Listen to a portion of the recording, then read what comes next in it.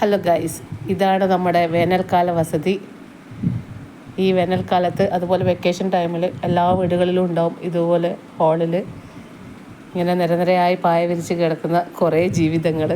ഇനിയും 2-3 ജീവിതം കൂടെ ഇവിടെ വരാനുണ്ട്. ചൂട് കണ്ട് ഒരു രക്ഷയുമില്ല ഗൈസ്. ഭയങ്കര പ്രശ്നമാണ്. അകത്തൊന്നും പോയിക്കൂടാ. നമുക്ക് AC ഒന്നുമില്ല.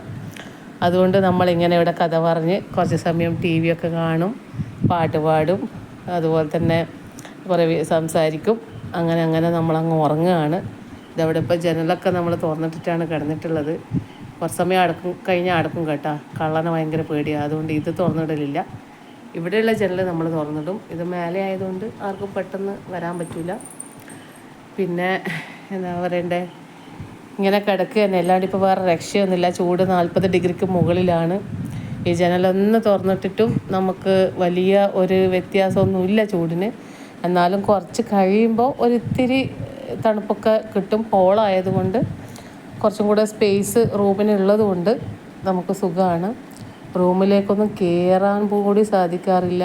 കാരണം ഭയങ്കര ചൂട്. പകൽ ഈ വെയിൽ മുഴുവനും, കിഴക്ക് നിന്ന് വെയിൽ ഫുള്ള് റൂമിലേക്ക് വന്ന് അടിച്ചിട്ട് രാത്രിയാകുമ്പോൾ ഇത് മുഴുവനും പുറത്തേക്ക് വരുന്നു. എന്തോ ആണ്. റൂമിൽ ഇങ്ങനെ ചുട്ട് പൊള്ളും. കിടക്കാനേ സാധിക്കുന്നില്ല. അപ്പോൾ ഇതാകുമ്പോൾ ഭയങ്കര രസമല്ലേ. ഒരുപാട് ആൾക്കാരുണ്ടാവും ഇതുപോലെ ഇപ്പോൾ കിടന്നുറങ്ങുന്നവർ. അവർക്ക് മനസ്സിലാവും നമ്മുടെ വേദന. ഏതായാലും നമ്മളും കുറച്ച് തണുപ്പിങ്ങനെ വന്നുകൊണ്ടിരിക്കുന്നുണ്ട്. ഒരു 12 മണിയാകുമ്പോഴേക്കും ലൈറ്റൊക്കെ ഓഫാക്കി ജനലൊക്കെ അടക്കണം. പിന്നെ ആകെ ഒരു സമാധാനം, ക്യാമറ ഉള്ളത് കൊണ്ട് എന്തായാലും ആരെങ്കിലും വരുമ്പോൾ ലൈറ്റ് കത്തും. അതുകൊണ്ട് ജനലിൻ്റെ അടുത്ത് ആരും വരില്ല എന്നുള്ള ഒരു ചെറിയൊരു പ്രതീക്ഷയിലാണ് തൽക്കാലം തുറന്നിട്ട് കിടക്കുന്നത്. പാമ്പിന് പിന്നെ നമ്മളെ ക്യാമറയൊന്നൊരു വിഷയമല്ലല്ലോ. പാമ്പ് വരാനുള്ള വഴിയൊന്നുമില്ല. ഇത്ര ഹൈറ്റിലൊന്നും കയറില്ല എന്ന് വിചാരിക്കുന്നു. ഇപ്പോൾ ഏതായാലും മഴ പെയ്യുന്നത് വരെ നമ്മളിങ്ങനെയൊക്കെ എല്ലാവരും, പക്ഷേ ജനൽ തുറന്ന് കിടക്കുന്നവരൊക്കെ ശ്രദ്ധിക്കണം. കള്ളന്മാരൊക്കെ ഉള്ളതാണ്. അപ്പോൾ ജനലിൻ്റെ ഉള്ളിലൂടെ കൈയൊക്കെ ഇട്ട് എന്തൊക്കെയൊക്കെ മോഷ്ടിക്കാനൊക്കെ വരാനുള്ള സാധ്യതയുണ്ട്. അപ്പോൾ അതൊക്കെ ഒന്ന് ശ്രദ്ധിക്കുക.